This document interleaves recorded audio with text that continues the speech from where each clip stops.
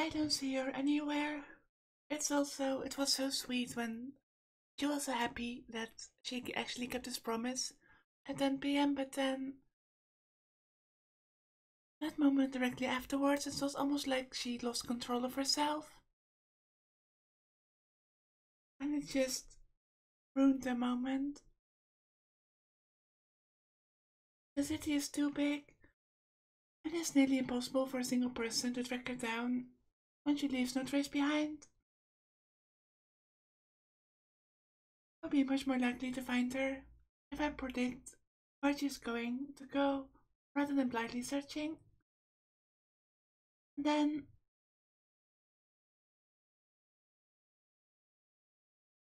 so either her apartment or major district or the school. I don't know why she should be at the school. So it's either the apartment or the district.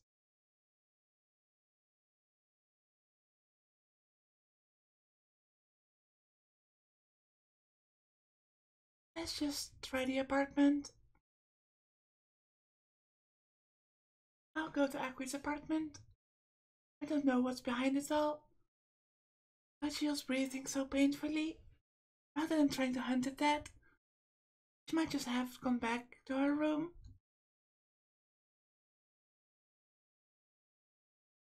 I press the doorbell. It doesn't seem like anyone's coming out. Shit, it hasn't come back.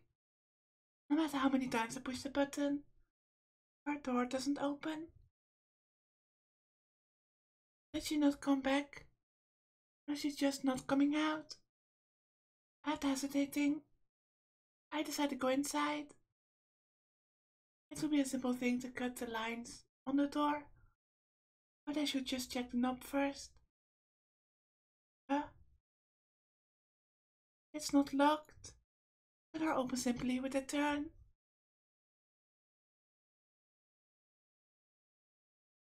Arcueid, are you here? No response. Did she not lock it in the first place? There's no one around.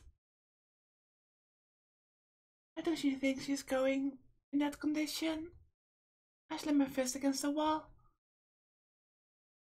What am I doing? If I have time to let it out on the wall, I have to go out and look for her.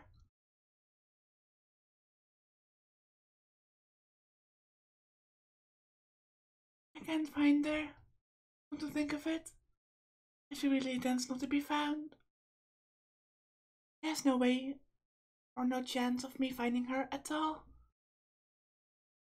She said we'll meet again tomorrow.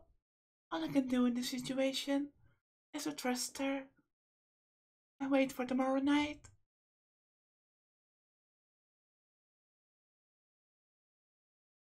With a great uneasiness in my chest, I return to the mansion.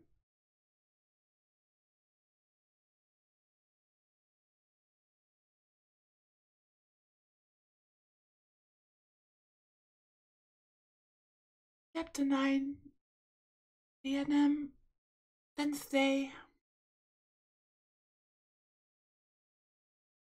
October 30.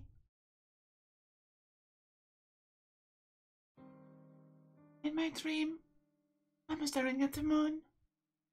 I can't remember where I am or why I'm looking up at it. Maybe I looked up into the night sky, not wanting to see anything, and the moon happened to be there. My back creaks, coursing through my veins, an image of coldness, a solitary darkness that makes me dizzy. A radiant moon that sickens my heart.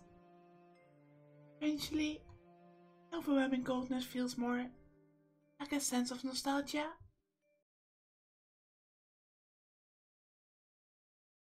Kisama, I can hear Hizui's voice mingling with the morning light. Kisama, it is time. Please wake up. gentlest voice awakens me. Speaking of inflection, I've been having a sore throat for the last few days, so my inflection isn't as good as I'm used to.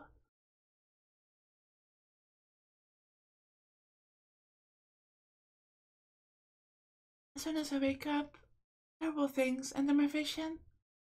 I get a headache, like it was just shot in the head. Ah, I almost lose my just awakened consciousness. Before I fade away completely, I quickly grab my glasses. Tsukihime, are you not feeling well? No, I'm just a little tired from yesterday. I'll be alright, so don't worry.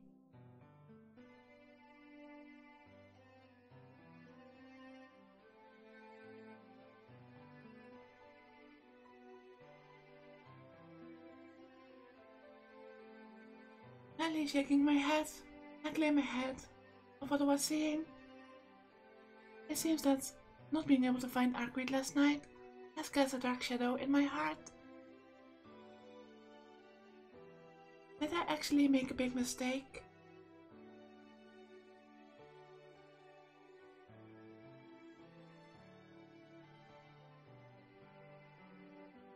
Good morning, Izzy. Thanks for coming to wake me up, as always. Sitting up in bed, I do my best to smile naturally. No, this is my duty. There's no need for you to thank me, Tsukihime. Really, but I am grateful. You are infinitely better than an alarm clock. I stand up. It's not yet 7 o'clock, about 10 minutes earlier than I usually get up. Breakfast? I'll be there soon, so please go ahead of me. Yes, I will wait for you in the sitting room. Giving a bow, Izzy exits the room. Well then, I'm still feeling a little sluggish, but it's not so bad that I have to skip school. I'm sure after I eat the breakfast cracks I'm prepared, I will feel a lot better.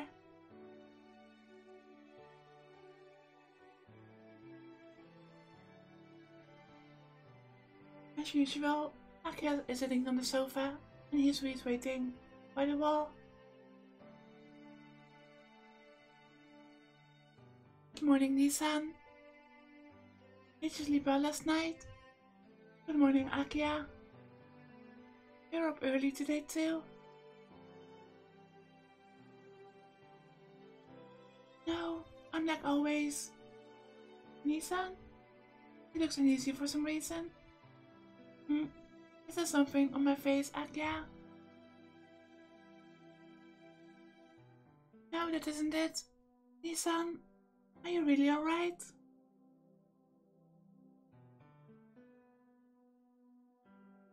You still do not look well. If you are still feeling sick. Maybe it's better if you just rest today. No, I'm really okay. Be better sooner or later. So please don't look so worried. Okay, you say so, Nissan. Then I will not say anything. Just quiet. Stay looking worried. It's quite rare for you to be convinced this quickly. It's not like you. Hey, I'm always sensible. I only warn you because you're the one with the problems. So please do not blame me for your imperfections. He glares at me. That's more like it. Hey, Izzy. Doesn't it not feel like morning unless Akia gets harsh?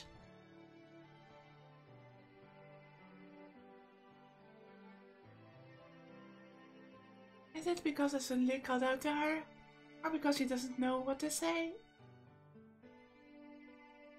I mean, Obviously she won't respond, since that would just be insulting Akia in her eyes.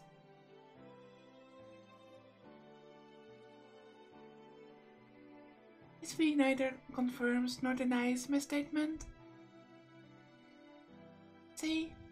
Look, Akia. Izumi thinks so too. Don't be foolish.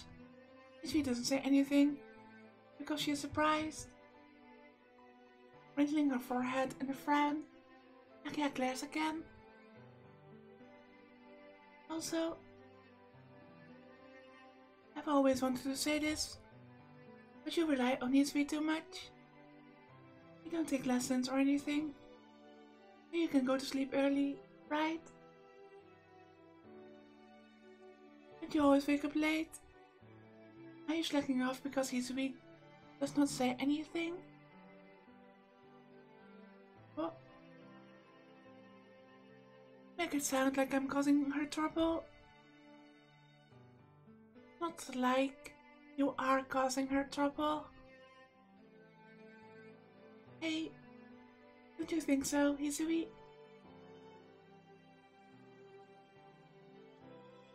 Izumi still doesn't say anything and stands there quietly.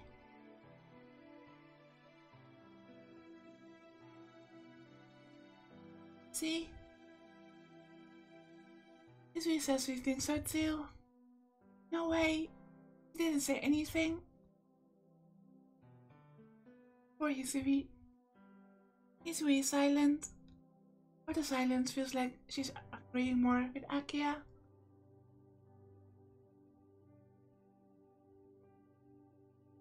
I feel like it's now 2 against 1. Kiki-san, breakfast is ready. With great timing, Kaki-san's voice echoes through the room. I'm gonna go eat. I quickly head towards the dining room.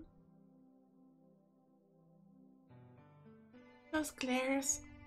I feel the silent pressure of the doom behind me drilling into my back.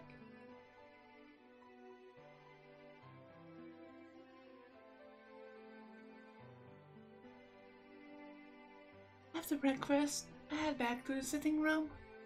Akia isn't there, and Izumi is the only one standing. Huh? Akia left for school already? Yes, it is time for you to go to school as well, Shiki-sama. It's already 20 after. I guess I should get going soon. To be honest, I still don't feel good, but I'm sure I'll return to normal soon. Sorry, Izumi, but can you get my bag from my room? I'm going to wash my face. As you wish. After getting all my preparations done, I leave the mansion. Holding my bag, Izumi sees me off at the entrance. I'll be going. I'm not sure when I'll be back, but probably by dinner. Yes, I will be waiting. She gives a silent bow. There's a trace of uneasiness in her face. Izumi, are you feeling sick? No, it's not me. But you do not appear well. I'm unsure if it is a good idea to let you go. You speak hesitantly. I'm alright. I don't feel great, but just a little heavy. Please, both of you and Akia like to worry a lot.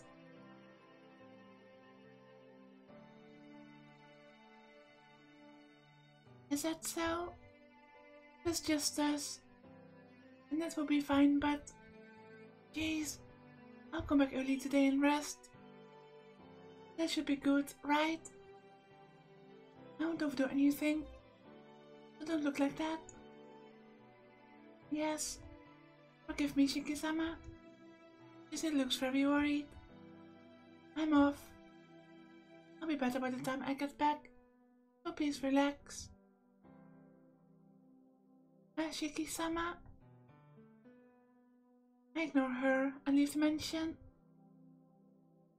I still do wonder if I'm heading for some kind of bad ending. Apparently, going to Arcueid's to Arcueid's apartment wasn't the correct option, at least.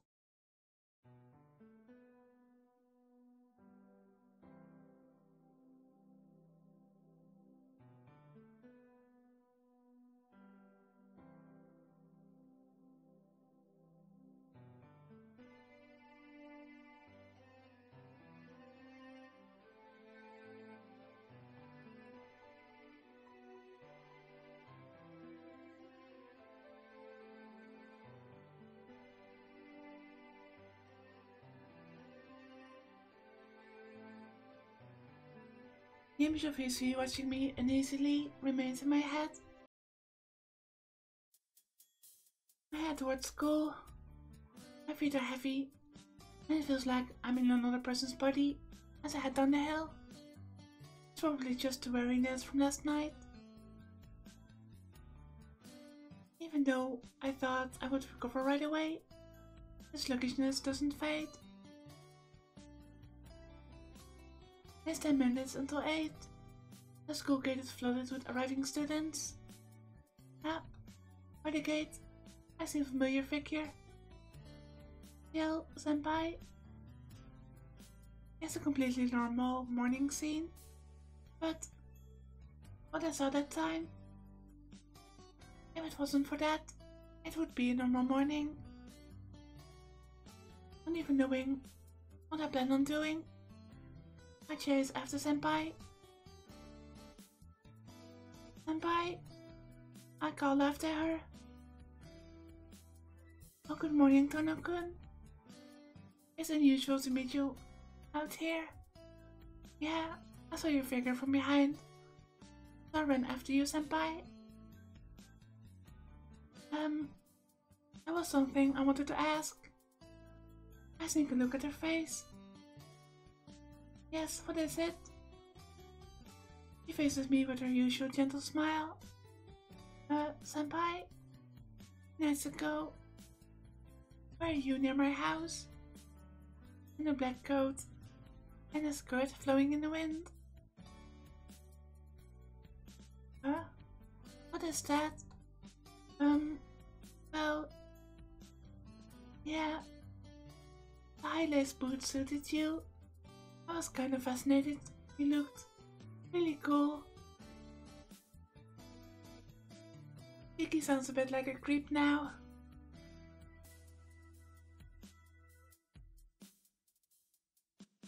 Huh? Senpai tilts her head.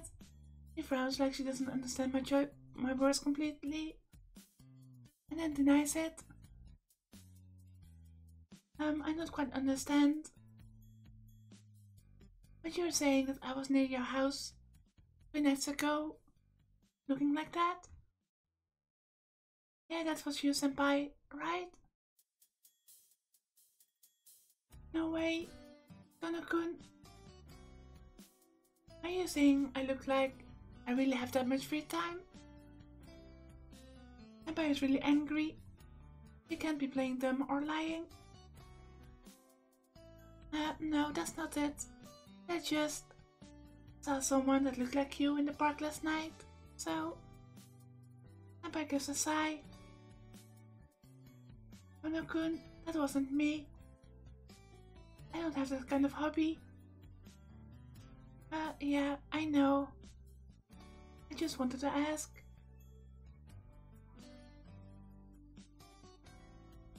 Suddenly, after having her say that, she's right.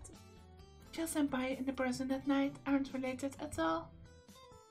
In the first place, senpai is just a normal person. If she was actually there, she had to have seen me fight that bandaged guy with my knife. She saw such a gruesome scene. There would be no way she could talk with me normally like this. Except if she's trying to deny all of this. Sorry, please forget about it. I guess it was just someone else. That's fine, but did that person really look like me? That weird person? Well, I'm not too sure. It was dark and far away. Uh, yeah, it was far and I couldn't make out her face. So why did I think it looked like Senpai? Maybe there's something wrong with me. I cross my arms, I think. Then the 10-minute bell rings. Crap, we'll be late. Bye, Senpai. See you later. I dash into my classroom. It's still 5 minutes before class, so it's very noisy inside. Akihiko isn't here. Knowing him, he'll probably come in around second period.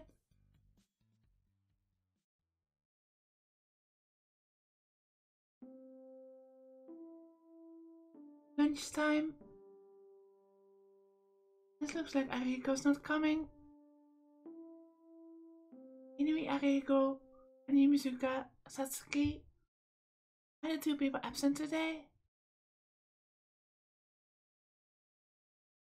Yamizuka Satsuki has got a cold or something, and she will be absent for a while. Senpai doesn't seem to be coming either. I guess I'll eat by myself. I say that, but I'm not hungry. What is it?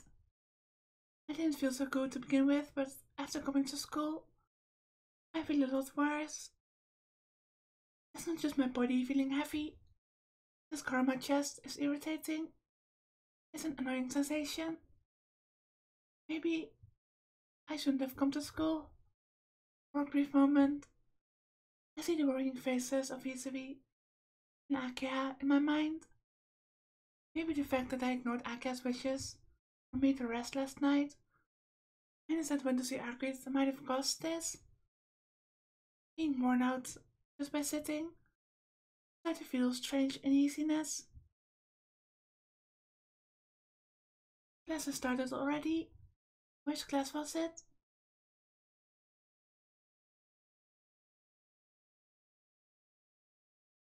I can't remember today's first period lesson.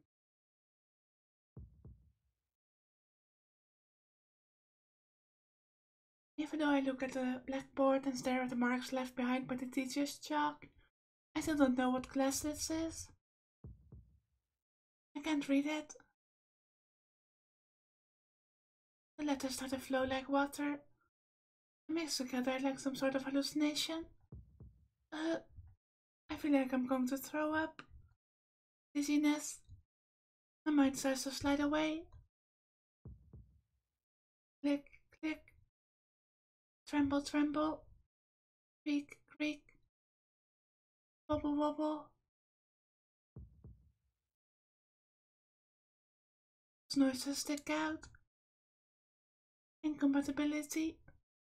Where is that inconsistency coming from? I can't settle this feeling out of something being out of place throughout my body. Fills me to the brim, as if my bones are sliding out of place in their joints.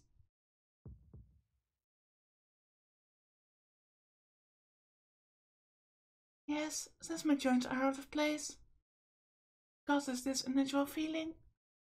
My corpse is burning and seeing smoke and crumbling away. Click, click. Tremble, tremble. Creak, creak. Wobble, wobble. I'm really not sure what's going on, honestly.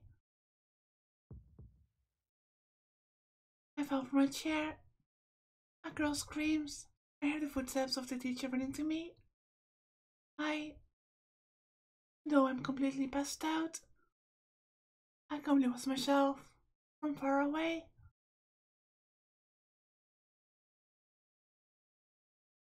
What follows is like always. Alas, from my anemia, I was carried to the clinic, where I slept until I recovered. Since I had a fever of over 38 degrees Celsius by 7 o'clock, the school's closing time, the nurse called my house for someone to pick me up and went home. And this resulted in probably getting scolded.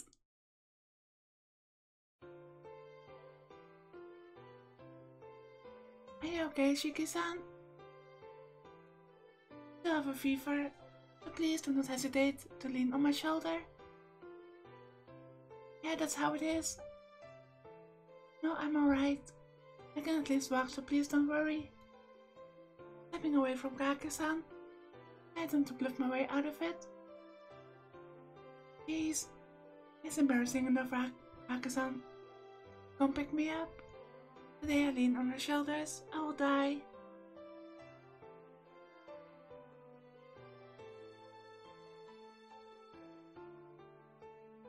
Oh, that's not good. Forcing yourself like that. It isn't your fault that your body is weak, Shiki-san. So, can I ask for help a little?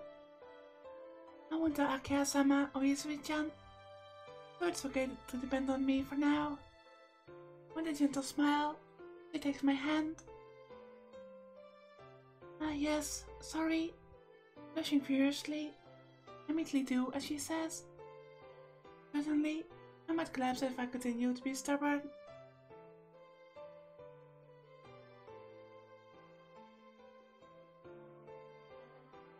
There's a car waiting outside, so please hold on until then. Pulling my hand, Kake-san starts to walk. Ah, this isn't good. This walking makes me incredibly dizzy. I depend upon Kake-san to lead me to the stairwell as I hold onto my consciousness.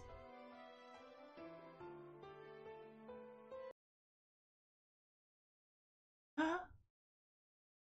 Why is suddenly the music gone? Why am I going up to the second floor? Kake-san? This isn't right away. I call out to her. There's no response. No. Not only that, I don't feel her hand or even see her. Kake-san? I use all of my foggy consciousness to look around me. No one in the hallway. Only the moonlight streaming from the window is vivid. It comes suddenly. Ah! The sound of my heartbeat, and the chill that races up my spine. Thump, tap, thump, tap, thump, tap, thump, tap, thump, tap, thump, tap, tap, tap, tap, tap. In the darkness, the footsteps draw closer. This is similar to the fear I felt at one time. Haku-san. I call her name. Not to call for help, but to tell her to escape. I frantically call her name. Haku-san. Haku-san. Haku-san. Where is she? I don't see her anywhere. Footsteps are near me now, so at least I want Kake-san to escape here unharmed. She's Shiki. She's already finished. I hear her voice in the darkness in front of me. The managed man who tried to kill me that night. Why is it? I feel like I know this person's face. You sure aren't lucky. If I knew it was like this, I wouldn't have waited for you in front of the mansion. The footsteps draw closer. Yeah, try to move. But I can only totter along. Guess I push my body too hard every day. It seems like my body, at the very last moment, broke down. This is the end, so I'll tell you. This is my lair now. I hear a stabbing sound. In his hands, a knife. Silver blade pierces directly in my heart. I collapse to the ground. I feel death working its way from my very fingertips. My mind fades away, drop by drop. In that process, with my fading mind, I look up at the sky. I have nowhere else to look. I just look there. The blue moon is in the night sky. How stupid. I'm about to die, but I'm charmed by such an ordinary thing. When is this memory from? In the forest, like a black veil, on a terrible night. Just like this, I was staring only at the moon.